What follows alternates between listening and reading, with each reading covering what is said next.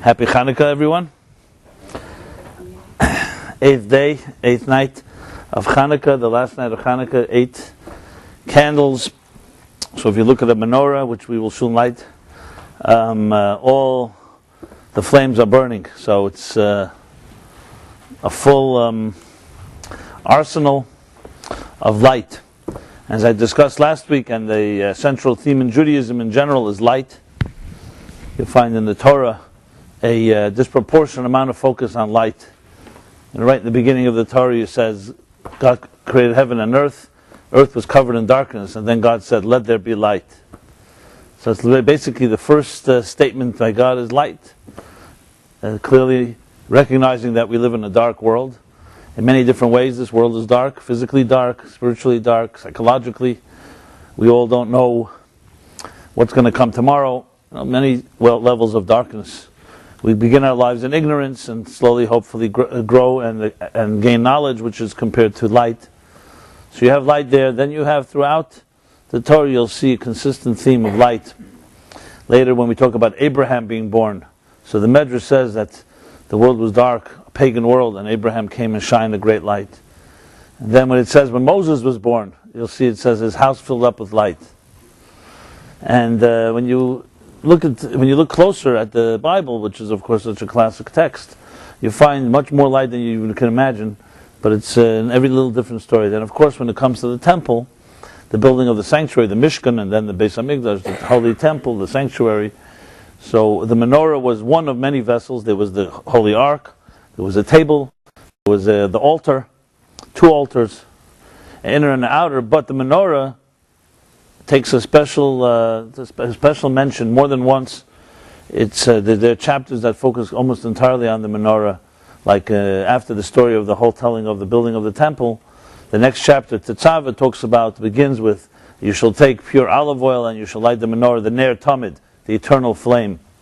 And then later again, the book of Numbers, there's a whole chapter that begins with Ba'alesches haneres, you shall raise the flames. And the menorah takes on special mention more than once, even though everything in the temple, of course, has significance, but the menorah has special significance, and it remains the symbol of light.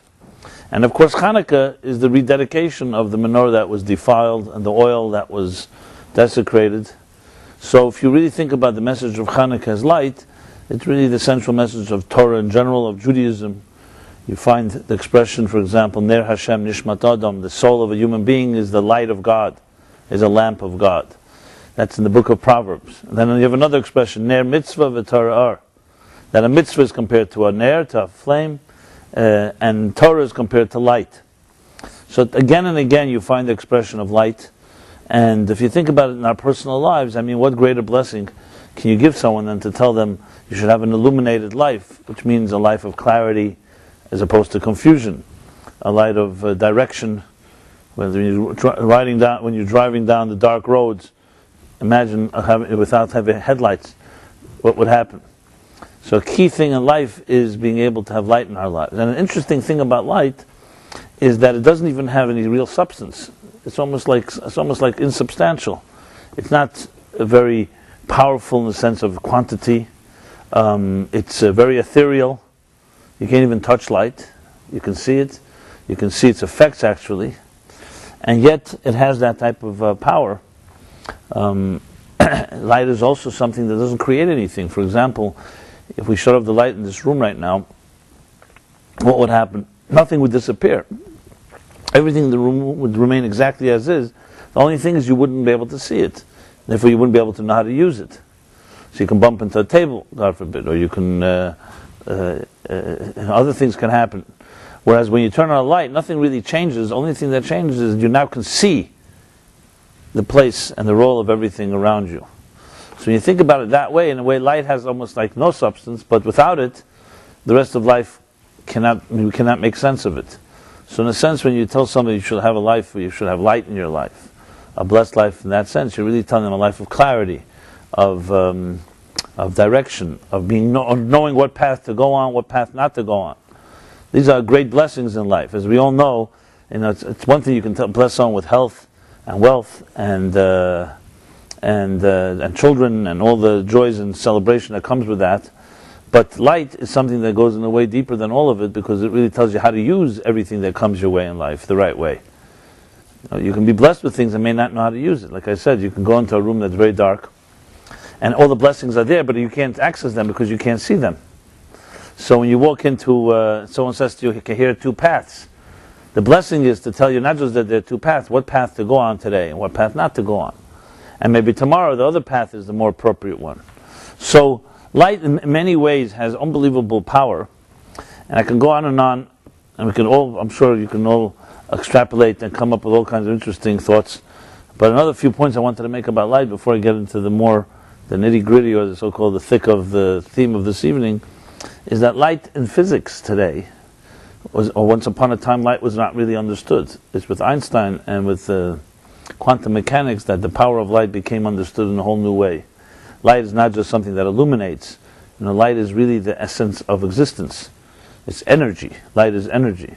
And there's nothing that travels faster than light, because light is like the parameters of existence, as Einstein explained. So it's not like you can even imagine traveling faster than light. Once you go faster than the speed of light, you're no longer in the parameters of this type of world that we live in. And when you know about the properties of light, properties of light are very paradoxical. Is light a wave, or is it made of particles? And light has become a very strong metaphor for everything that is basically modern physics, photons, and so on, that are all about energy. Now, this may be surprising to someone in the world of science, but when you look into the world of Kabbalah, mysticism, light was always the central metaphor to define God's expression, God's manifestation in the universe. So the metaphor always given, as you'll hear the expression, Ein Sof, the infinite divine light. The infinite Ein Sof, the all-encompassing light. The word Or in Hebrew, as I mentioned, the second, third verse in the Bible, that there shall be light. So in Kabbalistic teachings, and especially in the Zohar, and more elaborately in the writings of the Arizal, light takes on a whole dimension of really the only way to express the divine essence is through expression called light. So what that means, in using a simple explanation in our own selves, think of your own soul or your own essence as being something that's inexpressible. We all have that intimate, personal place that you can't even find words to express. It's just who you are, the essence of your being. Let's put it that way. And then when you communicate, as soon as you communicate, even if it's a very intimate communication and a very personal communication, it's never as intense and never as powerful as who you are in your essential self. There are certain parts of us that we can't even express in words. I'm not even discussing our superficial communication, which definitely doesn't reflect who you are. But even if you got into a conversation with someone, one of those serious conversations where you really talk about what really matters to you, the real things, not superficial, not petty, the essential things that we're searching and looking for, our hopes, our disappointments, our pains, and so on. Even that, the mere fact that it's being expressed in words is already a sign, as the Kabbalists would put it, that it's already outside of the essence. So the essence essentially is something that's not manifest. It's a place of being, a state of being that is not expressible. But we have ways to express some of it through our light. So when you begin to speak or communicate or in any way express yourself, that's called the transmission of light coming out of your essence. That's the way the Kabbalists describe how the soul expresses itself. And this, of course, reflects how God expresses himself. God, too, has the essence of God, and then there's how God expresses himself. So to just give an example, a good metaphor would be, the Baal Shem Tov has a beautiful analogy that I've used many times. Recently I don't remember mentioning it, but I think it's worthwhile to think about. So the Baal Shem Tov asks the question, there's a verse in the book of Psalms that speaks about Tefillah L'Ani, about the prayer of the pauper. That person who pours out his soul before God. And the Baal Shem Tov asks, why like a pauper? Why is the word pauper used? Why not standing in front of God? You just consider yourself a wealthy person, a rich person, a person of dignity. Why the word ani, pauper? And he gives an analogy of two people who are invited to see the king, great king. This is like a metaphor you find very often in the Torah, the king symbolic of reaching a higher place. Now today we don't really use king as a metaphor of us. Kings are more either a laughing stock or some type of parody from the past or something going on in England, etc. But kings were once dominated the world, so they became metaphors for this type of absolute power, which could be corrupt, but it also could have metaphor for the divine. So two people were invited to see the king, the great king. One of them was an educated aristocrat, a very literate, knowledgeable, well-read individual, cultured, and the other was an illiterate pauper, didn't know much, had no education.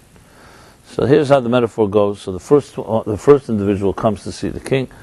As soon as he enters the palace, he's so taken by the grandeur and the majesty and all the simple overwhelms him.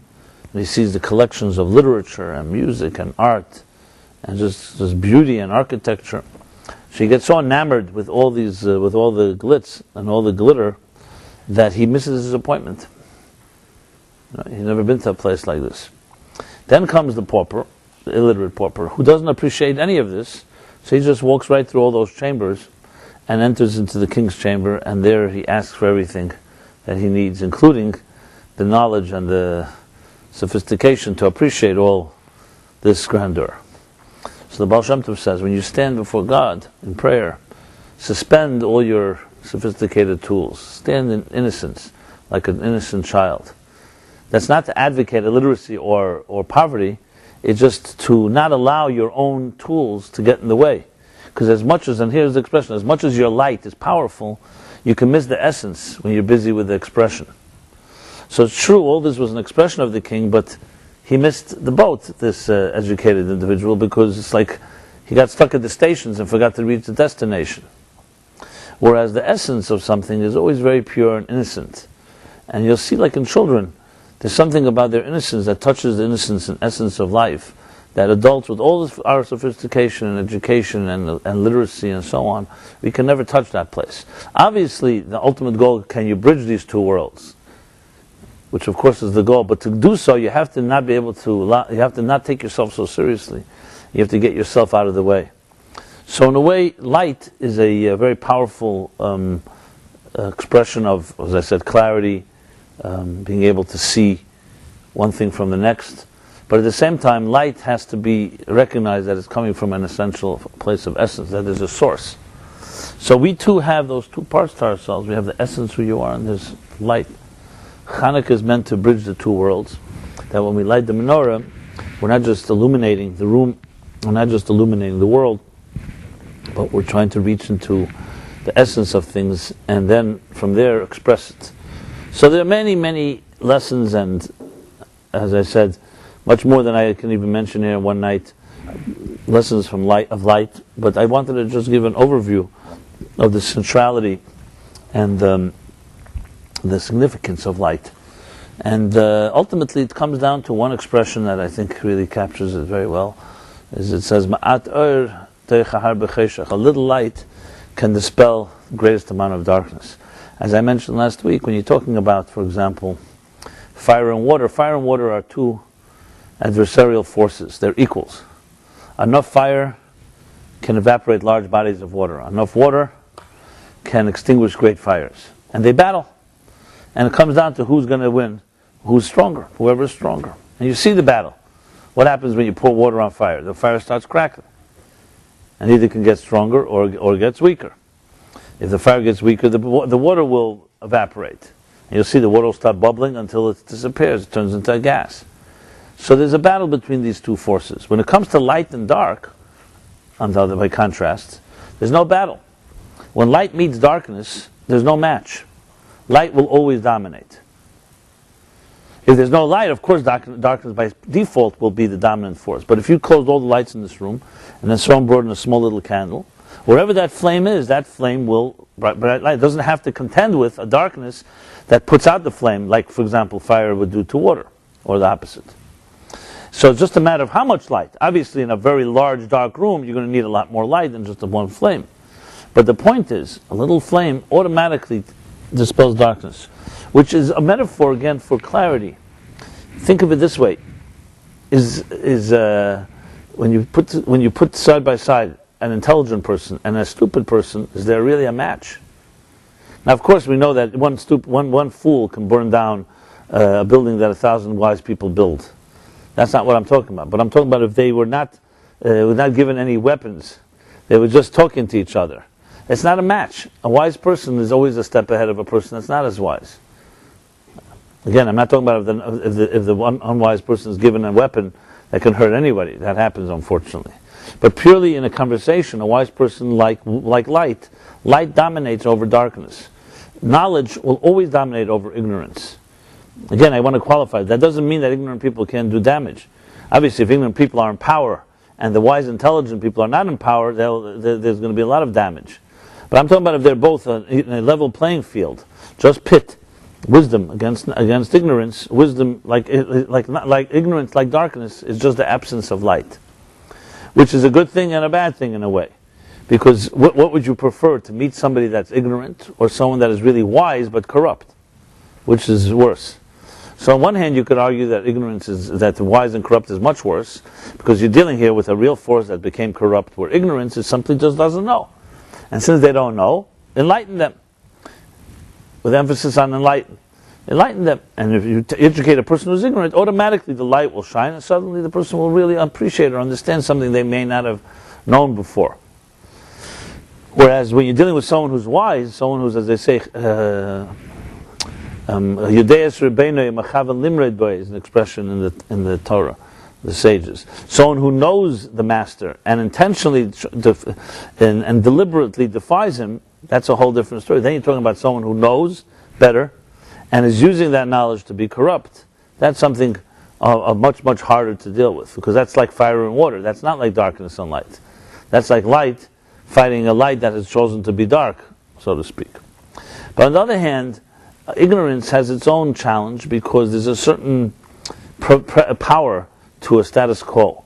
When you're dealing with a community or a world or a group that are ignorant, and they build philosophies based on their ignorance, and they don't even know that they're ignorant, that can have much more damaging effect, because it creates this type of, it's almost innocent. It is innocent in a way, but it becomes so much the norm that what do you do with it? Now, with a corrupt guy, at least you can identify and say he's corrupt. Doesn't mean you can change him, but at least you're aware of it. But when it comes to a certain type of, the blind leading the blind, a society built on ignorance, on darkness, you're dealing with a situation that becomes so ingrained in the status quo that it becomes very difficult to deal with. That's where light comes into play, because the fact is that even in such a situation, you always have to shine some light. And that's the healthiest way, even I am a big believer, a non-believer in debates and trying to argue about a point, especially important points in life.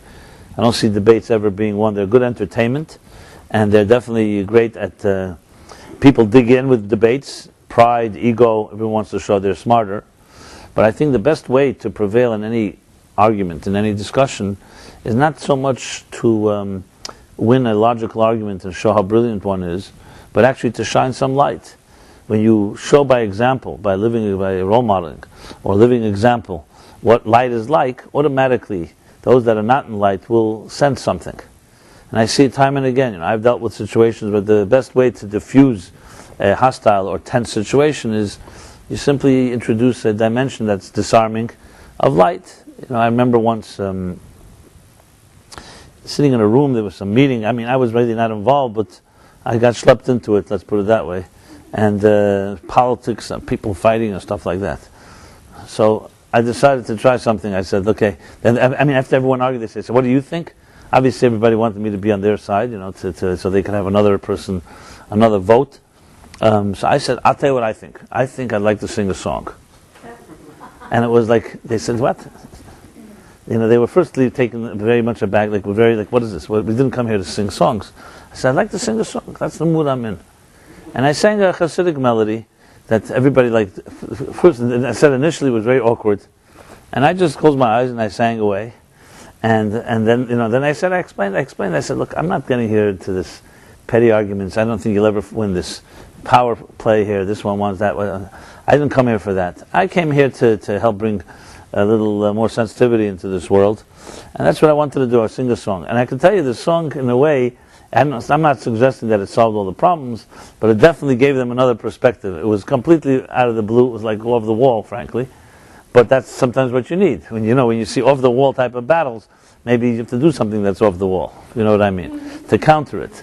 It's like crazy times require crazy solutions. I'm not suggesting that I'm beyond getting involved in things that are sometimes problematic, but I always believe that the best way to deal with especially confrontational situations is always to just come in from a left field with light. And I don't mean that in a naive way and trying to be cute or idealistic. I'm not suggesting it will always solve the problem, but it definitely doesn't feed the fuel. Let's put it that way. And I always feel when I'm in a situation where I don't like to be involved in politics or any battles, but if for any reason I am there, I always try to do something that like throws in a whole monkey wrench.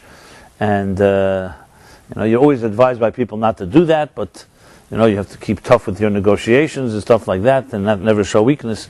But the truth is, we only live one life here, and you want to determine what you want to do with your life. I feel like I'm an agent of light, and I want to bring light into this world. So, it's true. There are rules of the game, and sometimes you have to. But I believe, as I said, the goal here is to really bring light. So I'm saying it only because I'm sure you'll all have opportunities and chances where you could either become part of the problem, or you can be neutral and just stay away from it, which maybe is also part of the problem. Or you can just do something that is really bringing some new dimension into the situation. And if you think of it, a new sensitivity, a new something that people don't expect, that's really what Chanukah is all about. It's shining a light. Shine a light, it's very quiet, it's innocent, the light burns very silently, but at the same time it makes a very strong message, it sends a very strong message. And again, it's case by case. I'm not suggesting in every situation this is going to work. Obviously there's sometimes hostilities that just doing that does not necessarily work automatically, but think about it, like for example, lighting Shabbos candles. Chanukah is its own particular message, it's really the celebration of the miracle. Chanukah candles, on the other hand, are about shalom bayis. It says that someone lights the Shabbat candles, it brings harmony at home. Now we know that's a major need today. We live in a dysfunctional world. We live in families and homes. So imagine, no matter what happens in a marital situation and kind of conflicts, that it comes Friday, and the woman lights candles, and that just is like a ceasefire. That creates a type of, we're now here to bring light into the world. People were able to just focus on that and not focus on their own obsession with it. Even if you're right, not every argument just because you're right means that you have to continue arguing. And unfortunately, we get invested in being right, and you may even be right. As a matter of fact, I find that the worst arguments are the people who are right, because there's no way, because they really are right. If someone's wrong, you try to show them they're wrong, but they're right. And they continue to argue, but it's not always the method. And that's why light is such a powerful metaphor. Because are you bringing light with your rightness, or you're not bringing light? If you're right, but it's creating more darkness for whatever reason, either people can't hear you, or there's other problems, then what have you achieved? You win the battle, but you lose the war. So you're right, but And this is, I told that story about these two guys that were in an old age home.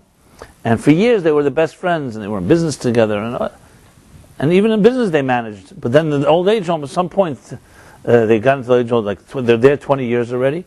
Some point but they both are not working, and you're hanging around. Of course, all the problems begin when you're not busy. So they get into a fight, and the fight just escalates. To the point that someone came to them and said, listen, you both don't have long to live. You were once the best friends for 50 years. You were like this together, so close together. And here you got into some fight. So one of them says, you should overlook it and just forget about it all. So the one old guy said to the guy, he said, if I speak to him, he's going to think he was right. Understand? That's what happens. People can get stuck in a place. I don't want the other person to think and that they were right. As instead of stepping back and saying, something, maybe I am right, maybe that person is wrong, while you're here in this world, to be right or to bring light into the world. That doesn't mean in every situation we have to compromise ourselves, God forbid. I'm not saying that in every situation. There are times, obviously, you have to stand strong in a principle or a position for many reasons. But if it's your ego involved, you shouldn't be making that decision. You should consult with someone, because you may be right, but what you should be doing here is being more flexible, more yielding. And especially in love and relationships, people who love each other, with his love, there could also be a lot of pain. And that's where it gets more complicated. So it's interesting that Shabbos candles, flames again, light, are very much connected to this idea of harmony. Now this doesn't mean automatically that you just light a flame and something's going to become peace at home. You have to work at it. You have to relate to the message. But trust me, if a husband and wife, I don't care what battle they're in, and they care for each other. I'm not talking about if there's some unbelievable betrayal or something like that. We're talking about in a situation there's some domestic conflict that they're having, or whatever it may be. And they both would suspend their opinions and just let the light of Shabbat enter into their hearts and think of themselves as my soul being illuminating, am I illuminating? That alone would already solve many problems. Now, of course, whenever I say this, the husband looks to the wife and says, "You hear? That's what you should be doing." And the wife looks to the husband and says, "You should be doing that." I've done this. This has happened. So I have to say this as a disclaimer that nobody should use what I'm saying against the other. I mean both together, and you should look at yourself, never at the other person. This is not a joke. I remember I was once speaking about the relationships and communication relationships, and a woman at the end of my talk gets up and asks a question about what happens when you have a husband who's very passive and doesn't answer and doesn't communicate and just accepts everything. What do you do? So I said, well, you have to ask him. I'd like to hear what he would have to say. I don't want to just answer to you alone. So she suddenly elbows her husband, who's sitting right near her, and he's exactly that. And she says, "Why don't you answer him?" So it's right there. The whole crowd laughed because it played itself right out there. She was trying to tell him when he has to speak, when he shouldn't speak. You understand? It wasn't about. So relationships can be very funny. They can also be very tragic. But the point here is light has much power.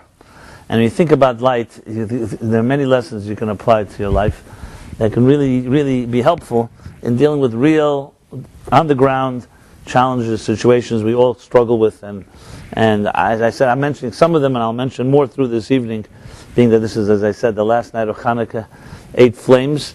So we have all the 8 flames to look at and study and appreciate. So the theme of the evening, of course, is light. But more specifically, the question of can we discover new light in our lives? That's the big question. So in addition to everything I've said, obviously the biggest question is, you look around and you see people, when they're younger, are more idealistic and hopeful. The statistics show that usually as we get older, we become less idealistic and less hopeful.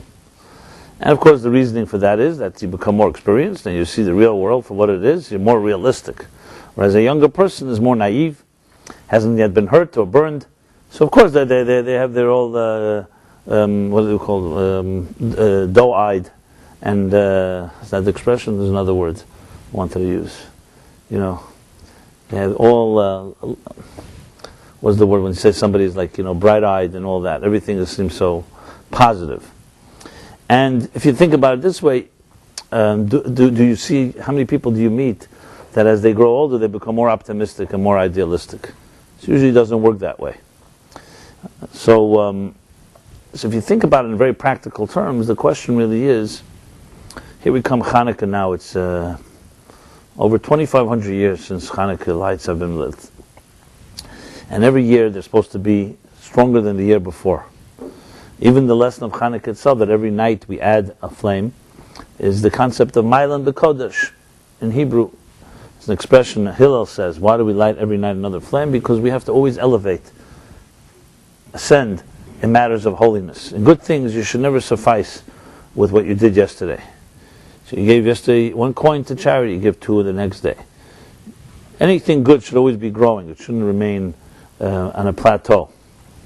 So therefore, Chanukah too, every night we add a flame, Mailan B'Kodesh, which is the reason why we add each night. And of course, as I said, every year, same logic applies, that every year Chanukah should be a brighter Chanukah than the one before.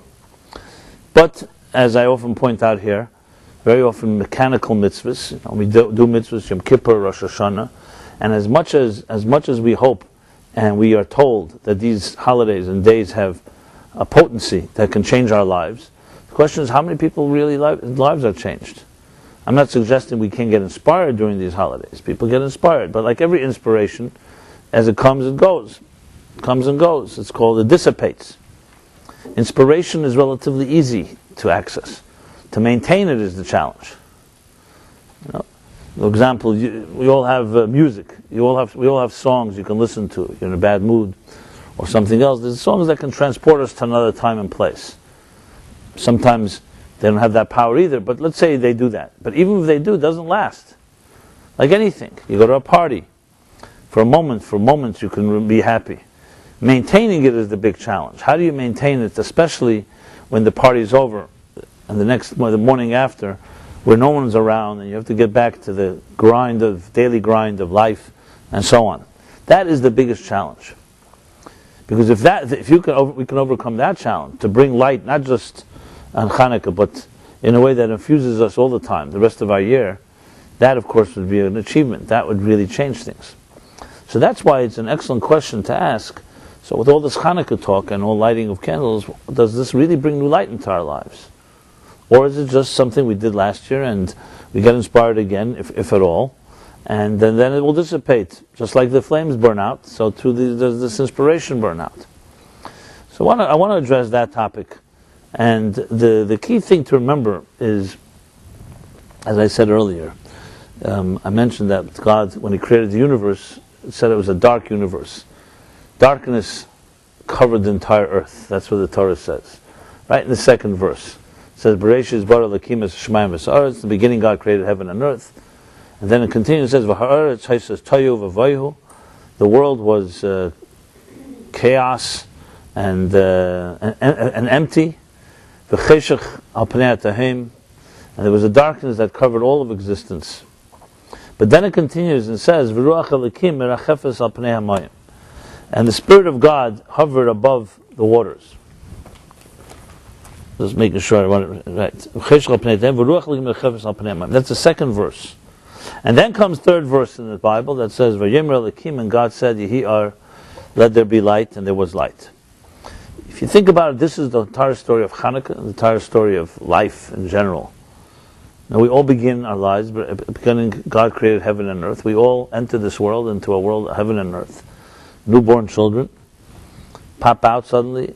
We look around. Of course, it takes a little time, but the child starts experimenting, exploring, and they recognize there's a world, there's an earth out there, and then there's a heaven. And they learn this is the first thing we all discover, that we live in a world, whatever that world means. But it's a world. As little children, we explore that which is close to us. But as we get a little older, we start looking around. What's the first time a child sees the sky? We don't know. It's hard to say. Probably so young we don't really remember it. Looks up and says, what's up there? And then there's the earth. Earth is everything around us. And then comes the second verse that says the earth is covered in toyu v'vayu. It's chaotic. It's a vacuum. Because as we start growing intelligence, you start trying to make sense of this world. The first thing that you really come to is it doesn't make sense. You start seeing people hurt each other. Just put yourself, if you can, a moment in a child's perspective, where you didn't get used to and jaded by the corruption of the world, where you start seeing it for the first time. So it's very shocking to see people you love can lie, disappoint, betrayal.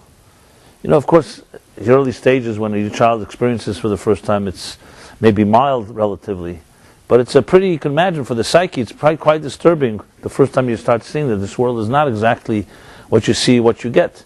You could be hurt by people, and so on. And life becomes very, you start thinking about it, that it's almost like senseless in some ways.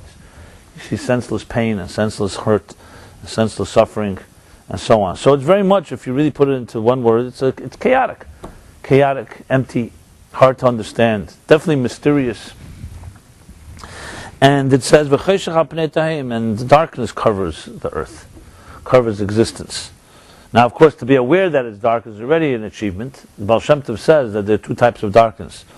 There's a darkness you know it's dark, and there's a darkness that conceals the fact that it's dark. There's a verse later that says, "V'anochi haster aster es panai."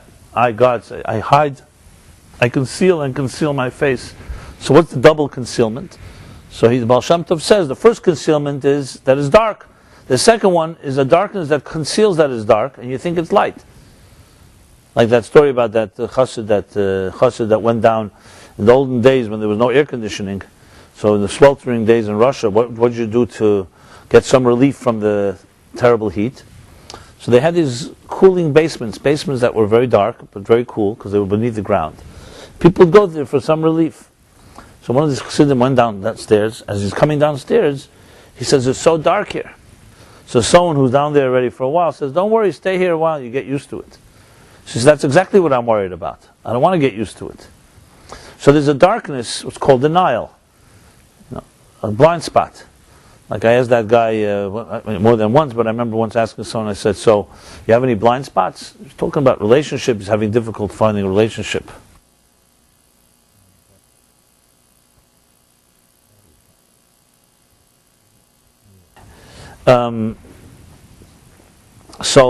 So I said to him, "Do you have any blind spots?" He said to me, "I tried everything in relationships. There's nothing else I can try." I said, "Do you have any blind spots?" So he says, "Yes, but I know what they are." That was all I needed to hear. So that's not the definition of a blind spot, but fine. So be it. Just doing a battery break, battery change.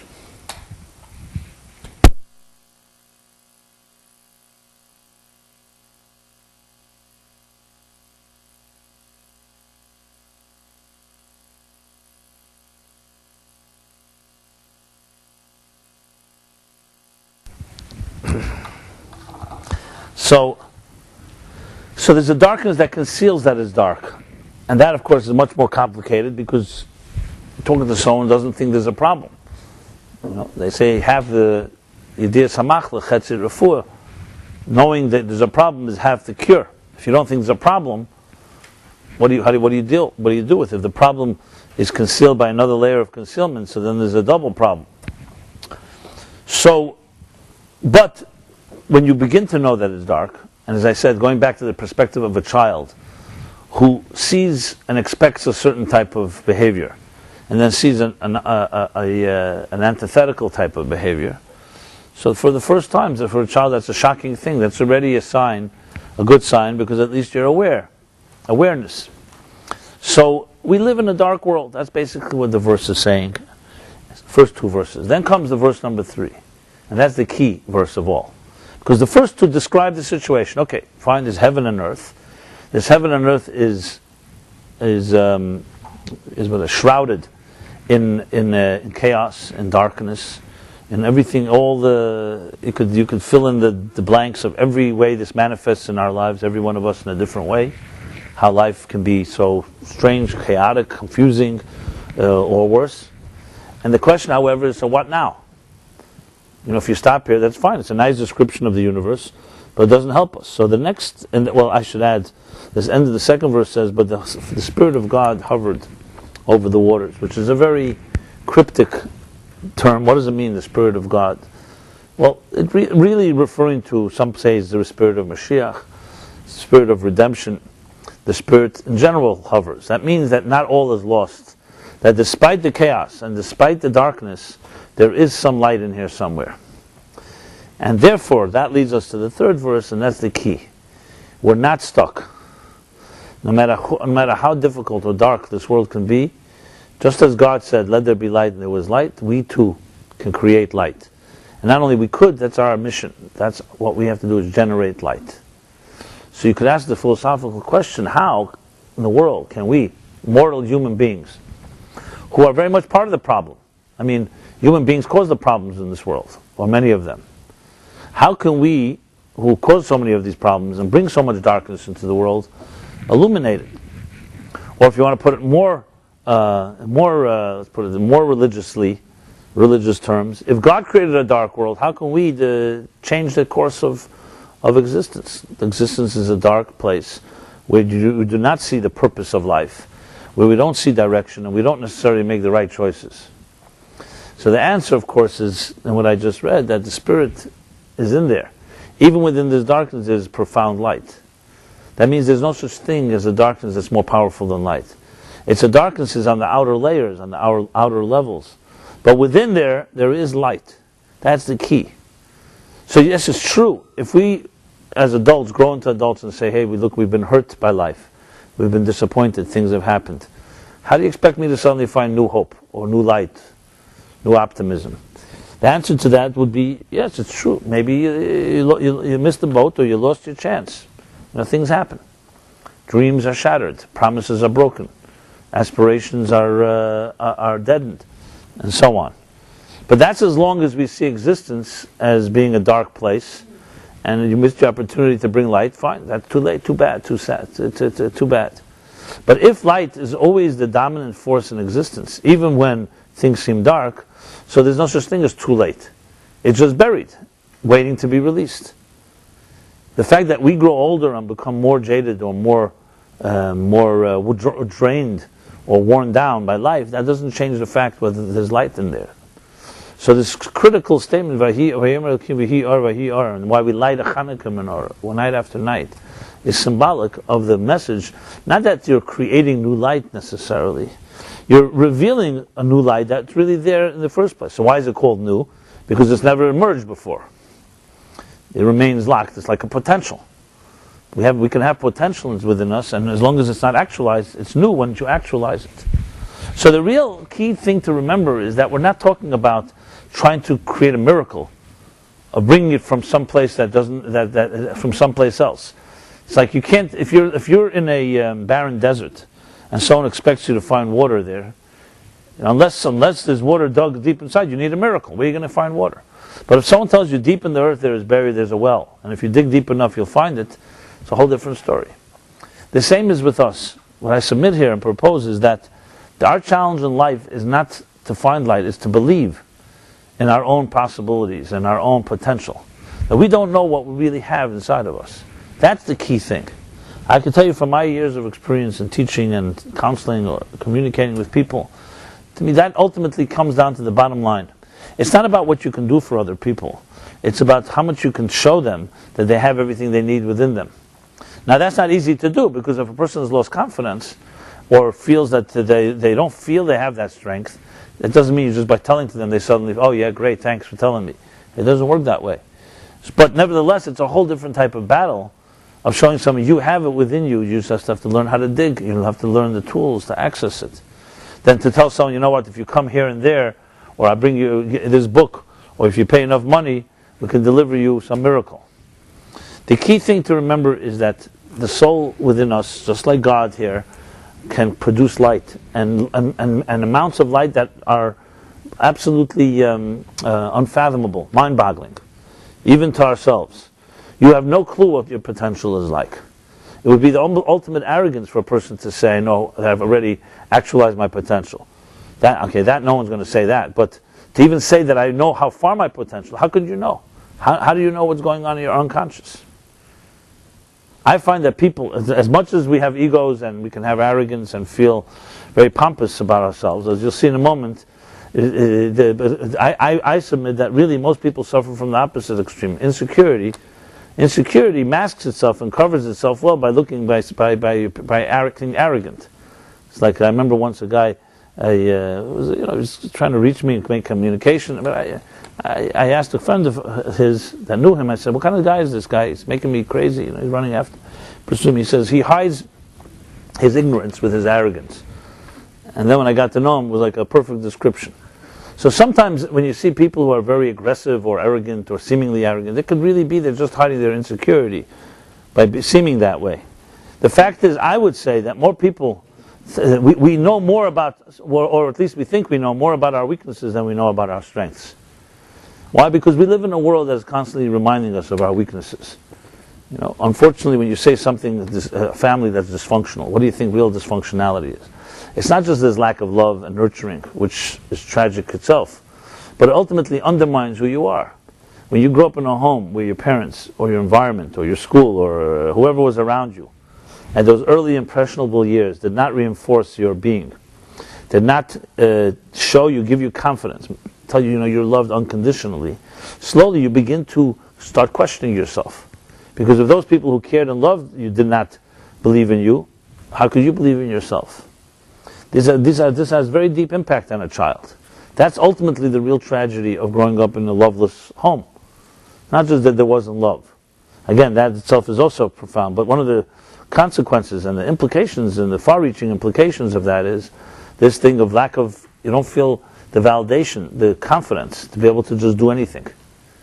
And if you look by contrast, children who grew up in homes that were given that type of love, and I'm not talking about necessarily spoiling someone or creating some type of illusions of grandeur or anything like that, the bottom line that distinguishes that type of child from the other is a confidence, a certain sense of entitlement, of deserving. Again, I'm not talking extremes, which sometimes it goes the other extreme. But a type of sense of, I can take on anything. Nothing is impossible. Fear is not the driving force. Fear is always a result of a person who has not developed the tools to feel confident that they can do anything. So we live in a world like that, and we're reminded of it again and again and again. And in a strange way, we're even reminded of it by the so-called free market that we live in. We live in a free world, right? We have advertisements. You can buy anything, anywhere. What do you think the real message of most of the products that are being sold and hawked to you all the time is that you're not good enough without it. Because if you were, why would you buy it? So in a way, and I'm not suggesting all advertising and all products are worthless or negative, but there's a certain undercurrent message in aggressive marketing. That basically you're not good enough without this product. And if you want to be better, this is what you have to buy. If you want to look better, if you want to feel better, if you want to look younger, if you want to be accepted, if you want to be hip, etc., etc., etc. Again, this doesn't mean that all these products are worthless. But the exaggerated message is exactly that, and it has to take its toll, because it impacts us. And again, the more you see, you may say, hey, if I don't have this, then I'm not complete. And look, my neighbors have it, and this one has it, and that one has it. And it becomes this type of competition that is very fierce and extremely destructive in the psyche level. And that's suddenly when you pull yourself away and go to nature, and there's no competition, and just get back to a place of serenity, it's almost like shocking. And it's shocking in the sense that you suddenly see that you're another part of yourself. You don't need all that to be complete. And the things that really give you peace and love are not the items and objects that you own. I'd like to see the person who gets happier with more gadgets. I'm not talking about momentary happiness. There's always the excitement opening up the package, and even the packaging is made in a way to prolong the excitement, the initial thrill. You open it, and this, and layers, and then booklets, and all that, and the people who love to read these booklets, people who hate to read them, the whole thing. And then you go online to see the online version, etc., etc. I live in this world as well. The truth is, I always step back. I almost feel like a stranger when. I'm not to say that I don't know how to use these gadgets. Look, today is my secular birthday. So I never got so many happy birthdays in my life. That was not why I said it, but okay. The reason I said it because I've never got so many happy birthdays, because I have all these thousands of friends on Facebook who I don't know, but I'm getting these happy birthdays. So really, I think it's beautiful. I'm just figuring out a way how to respond to it, because usually, there's a small circle of friends you have. Facebook has created a whole new monster. So in this sense, I happen to feel good. You get a lot of happy birthdays. You hear from people that you never hear from. And I'm not knocking it in any way, God forbid. But it's interesting how technology has both, it's a double-edged sword. So to go back to the point I'm making here is the ability to the potentials that we have, we are very little aware of. Very few people tell us about it. Because you see, no one's going to make money by telling you that you have a lot of potential, and that you have everything you need inside of you. They may make money by telling you have a lot of potential, and if you pay me, I'll tell you how to actualize it. That, yes. But purely telling you have the potential and you have the tools to actualize it, that's not a message that is very commonly heard. When you read the Torah, and you can celebrate a holiday like Chanukah, it's meant to help us so-called free ourselves from the shackles of material perspective on life. And that perspective is all about acquisition, that your value and power is all about how much you have and how much you own. And the real message is really how much you have to give. The people who are most confident in this world are people who are confident in their ability to give, not in their ability to take. Because if you think about it from a psychological perspective, if you just made an objective study, if you could do that, don't look at yourself, because we are subjective about ourselves. Just to put down, make two columns, where one is a person who's busy taking all the time, and another person who's busy giving. Tell me what kind of psychological profile would develop from a person who's a taker and a person who's a giver. It's very simple if you think about it. A taker has to feel that if they don't take, then they're missing something. That means they feel constantly needing more and more, because as much as they have, they need more. That means if you didn't take, you would be worthless, or you wouldn't be that valuable.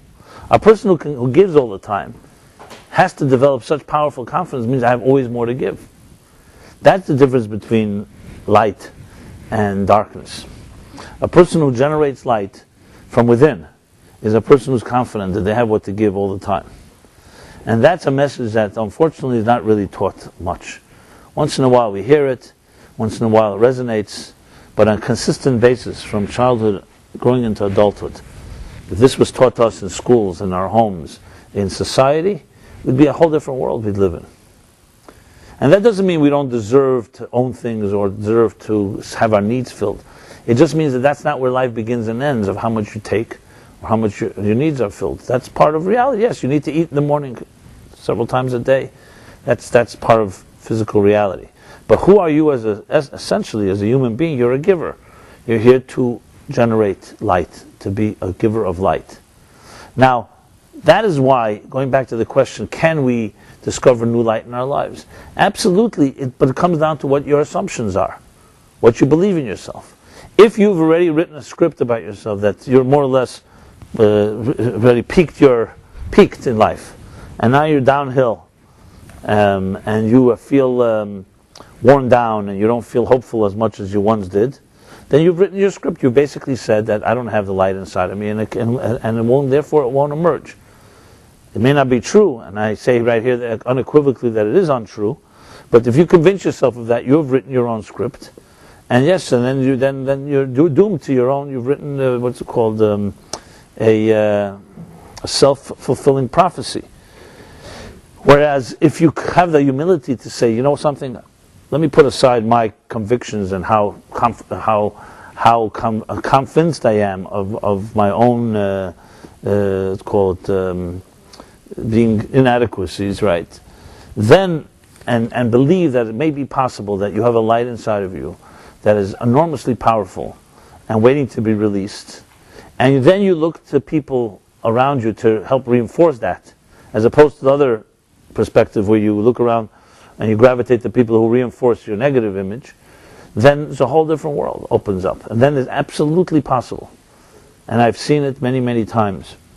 Recently, last year, I think it was Dr. Lander from Touro College, the founder of Touro College, passed away in his mid-90s. And I knew him, as many did. He was a very fascinating individual. He had his degrees, and he was teaching and a professor and so on in YU, Yeshiva University. But then in his mid-50s, early 50s, which is not a time you usually begin a completely new career, he decided that he had a vision, a dream, that he wants to open up a new type of school. Now, you can imagine opening a new type, I'm not talking about a school, I'm talking about a whole university, and a whole series of it. You're talking about raising major money, and of course being faced with the challenge, what do you need another school, we have enough of them, that type of thing. And he told me personally the story. He says he came home, I forgot what his wife's name was, Dadi maybe, I don't remember. And he said to her, what do you think about this crazy thing? And he told me clearly, had she in any way said, I don't think it's right, he wouldn't have done it. And she said, if you believe in it, I believe in you, you can do anything. And he built up this empire called Touro College that's continuously growing. Now getting into what level college it is or not, but the fact is that this guy, his mid-50s, and I saw him when I met him in his late 80s, 92 years old, and dreaming about opening up another 30 branches. And he had no tomorrow. Now, anyone would tell him at that age that's probably not going to last that much longer. But he really did not behave that way. The last 5 years of his life, if not more, he couldn't see physically. His eyesight wasn't there. Now tell me how demoralizing that could be. And yet he was in the office every day, moving around, and I'm telling you, real inspiration, a rare type of person. And I asked him, as a writer and come from a home of journalists, I had to figure out, like, what's this guy's secret? Now, of course, he's a Jew, a real fighting Jew. And he told me, he said to me, I'm a chassid. That's what he said. I'm a chassid. And he told me these words. He said that the reason I'm here in America was because when he was born in Europe, or his father was born in Europe, I don't remember exactly, I think he was. He said that they went into the Rebbe, their Rebbe, somewhere in the Skrupur, I don't remember which Rebbe, but anyway, and he said to them, he said, you're going to America not to save your life. You're going to America to fulfill a new mission in life, to bring something there.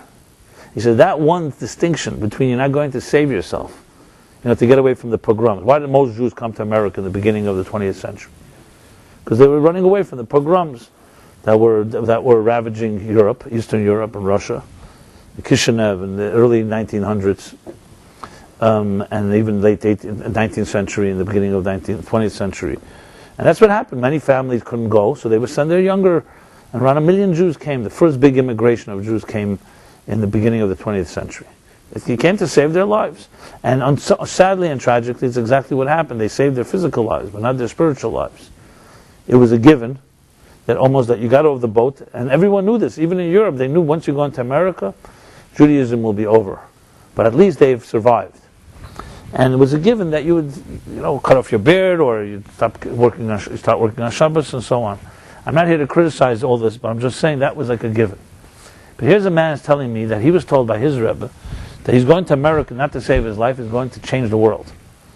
And that left the impression. So with that type of attitude, you could imagine 80, 90, 70, blind, not blind, made no difference. There was a driving force inside of him. And it was there before he was told this, but this is what was ignited by that Rebbe in him. He was ignited it and it remained burning. I'm just using that as an example. He's not the only person, but these rare examples teach us a lot, because we think of them as like, okay, they're unique and we're not that way. Who said that? Maybe you're also that way and just nobody ever told it to you.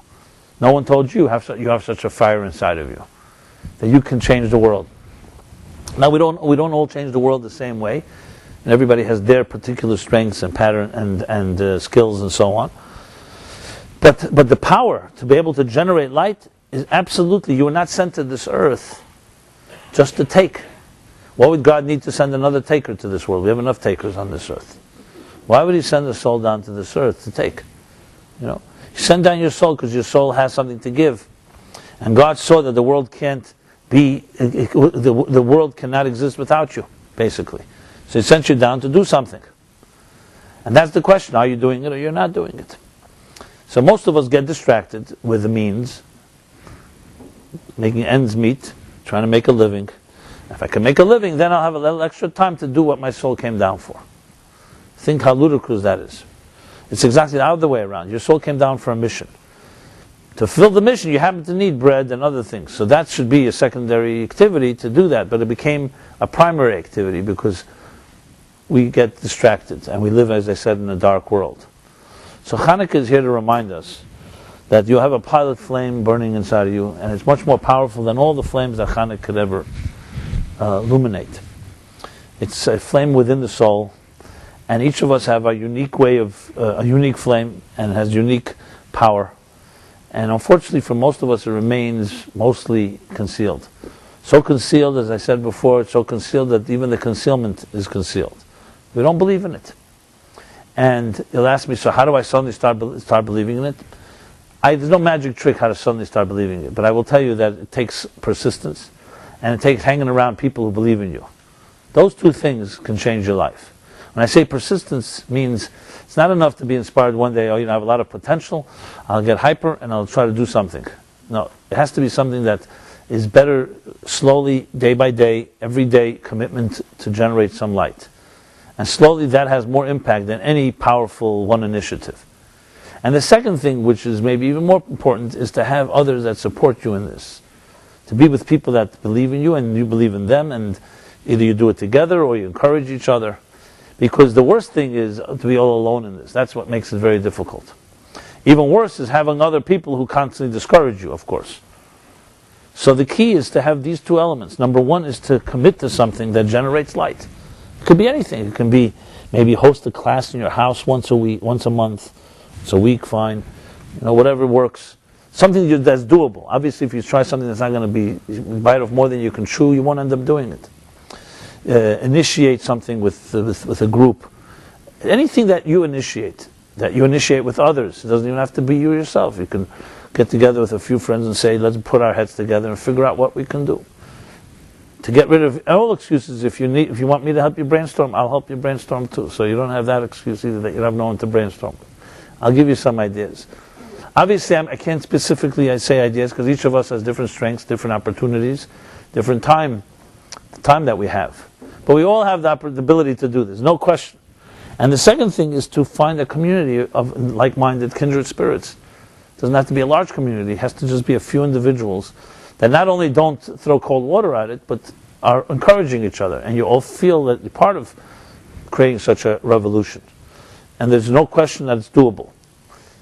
But the hardest challenge is to do it. All this is talk. To actually implement. And that's no one can force you to do.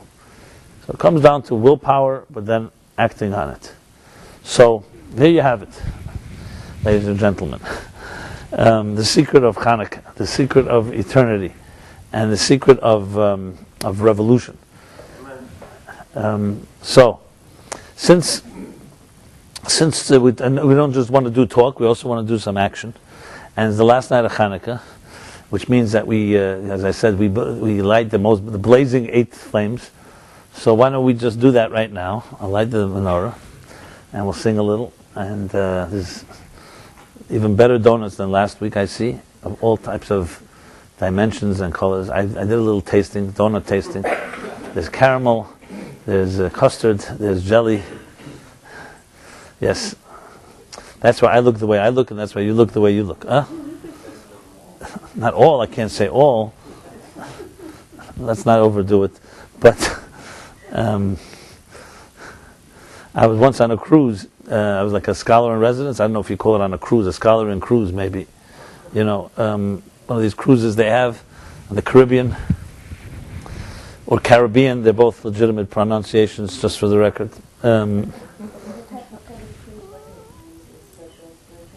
Yeah. I mean, it was not the whole ship. It was just the whole boat was dedicated to this. But there was like maybe 300 people. So there was. They had a lot of. They had these chazanim, these cantors, singers. I was the main speaker. That I gave some classes, but it was a very interesting study because here you have something like 8 days, Jews on a boat,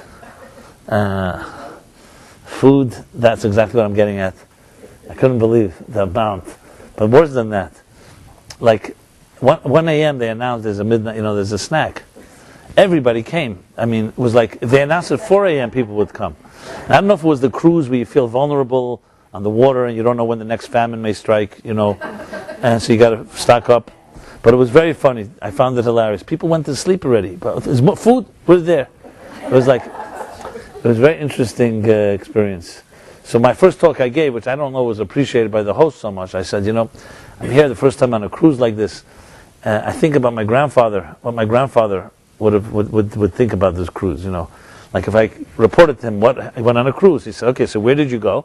I said, we went around some islands, and what was your destination? I said, where we started out from, Like we basically come back where we started. He said, really? Like I never heard of such a trip. Usually you go with the ship, you go from one place, either you're running away from one country to go to another, or you're just moving somewhere. I says, and how much do you pay for this luxury to go back to where you began, And then I was thinking to myself, like the first cruise that a Jew ever went on was, well, you could say Noah was on a cruise, but that was a different type. It was Jonah, right? Jonah went on a cruise and he ended up being thrown overboard, so he's trying to run away from God. Anyway, as I said, the hosts weren't very appreciative of my analogies of the history of cruises, so I did it a little more humorously. And again, I'm not here to knock it. I enjoyed myself. It was quite interesting, especially casinos on the boat. There's the whole. It's very interesting mix: kosher food, chazanim, cantors, casinos. Well, for another time. Why am I mentioning? I don't even know why I'm mentioning it. Or something connected. Oh, the donuts, right, the donuts. Tasting the donuts. Okay, that's that. So, they're not? Did you, it's not the same. Okay. Well, so we'll do it like this now. I want to just say in a final note, well, then is that you have infinite potential, my friends, and time to start acting on it. Okay, what more can you say? So we'll do it like this.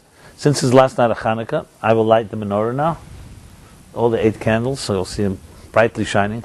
But on one condition, you have to see these lights as being you. This is your flames, this is your soul, and see every flame here as being a reflection of your inner potential. And 8 is a significant number. 7 is the cycle of life, covers Sunday through Saturday, through Shabbat, and 8 is like the transcendental dimension. So when you light 8, you're really lighting like the whole spectrum of existence. Every one of your soul attributes. You're familiar with the Omer book that I did, so there's the 7 emotions, right? There's Chesed, Gvura, Tiferes, Netzach, Chayid, Yesed, Malchus. If that was too fast in English, it's we have 6, 7 emotional attributes. There's the spectrum of human life. It's made up of these building blocks: love, discipline, compassion, endurance, humility, bonding, and dignity. And then there's the 8th that like hovers above all of them, in a sense, is like the transcendent dimension. So there's more to be said on this, but it's not for now. 9 has its own strengths. I'm talking about 8. Tomorrow will be 9. 9 has, and then 10. Let's not forget 10 is another story. 10. So we will light now these 8 flames. Then I'll, as I did last, sing Haneres Halalu with your permission. As I said, please see this as a spiritual experience being expressed in a physical way. And then we will say a little Good Yom Tov and L'chaim or whatever we have here too. The transcendent one. It's called, in Hebrew, it's called Shemeres HaHekef. It's like the one that protects the 7. It's called like the hovering one. Okay, well, we light the menorah? Yeah. Okay. So if we all rise, please.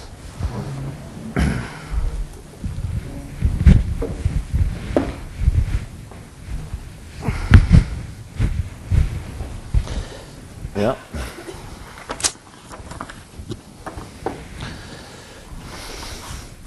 So this year we have the first time 2 classes on Chanukah. First and last night, last Wednesday? No.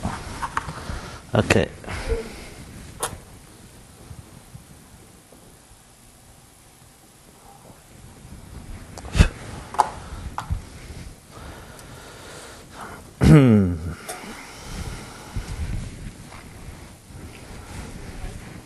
You could do that if you like.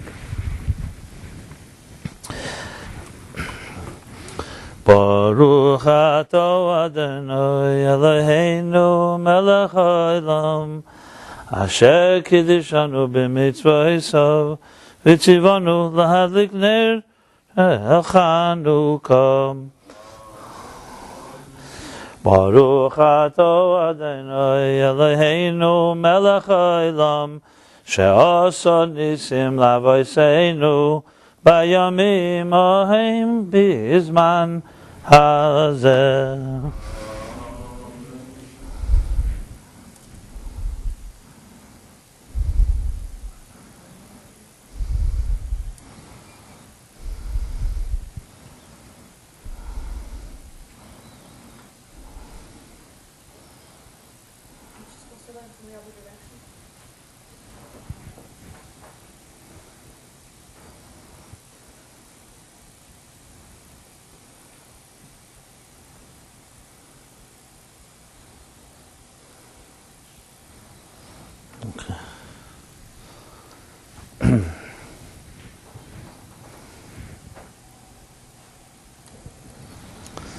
Driyai, driyai, driyai.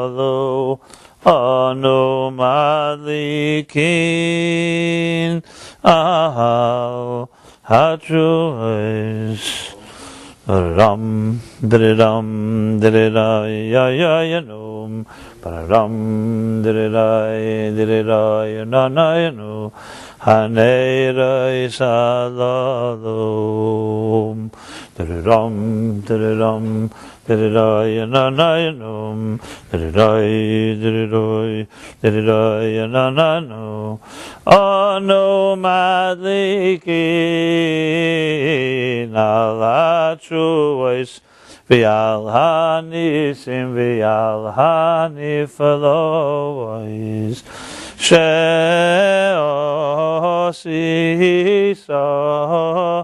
lahavoseinu she'osisa lahavoseinu Bayomim bizman hazeh Bayomim bizman hazeh bizman hazeh Al yedei koyanecha hagdayishim Al yedei Kayanecho hagdayishim Al yedei kayanecho hagdayishim Al yedei kayanecho hagdayishim Al yedei kayanecho hagdayishim Al yedei kayanecho hagdayishim Yarararoi yarararoi yarararoi yarararoi yarararoi Yarararai, yarararai, yunum. Yarararai, yarararai, yarararai. Yarararai, yarararai, yarararai, yarararai, yarararai. Yarararai, yarararai, yarararai. Yarararai, yarararai, yarararai, yarararai, yunum. Yarararai, yarararai, yarararai, yarararai, yarararai.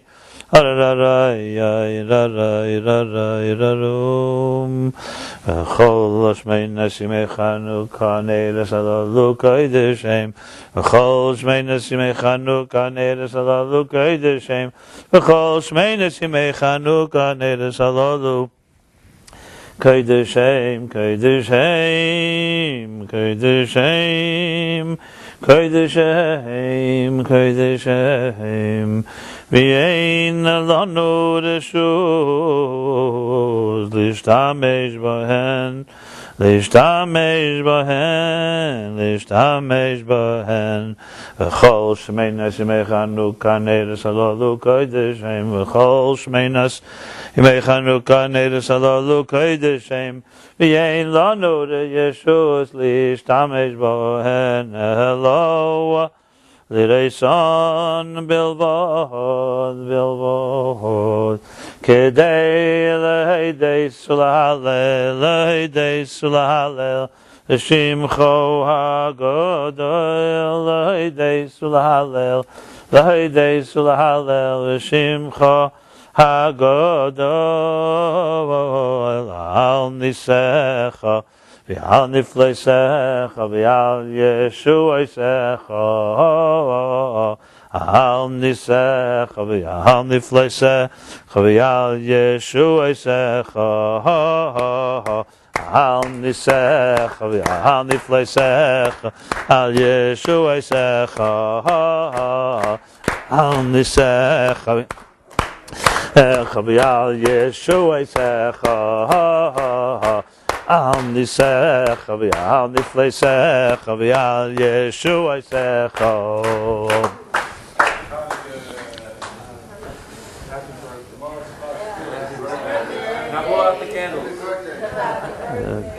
Thank you. Tomorrow night will be a class with Philip, 7 o'clock. This Philip's class tomorrow evening. And as usual, please leave us your email address if you haven't. Everyone have a very happy Chanukah. It's an honor to be here spreading light together. And please take my words seriously. I hope it didn't dissipate yet. And enjoy some donuts. Thank you for giving us light on your birthday. Thank you so much. Thank you. That's very nice of you. Thank you. Okay.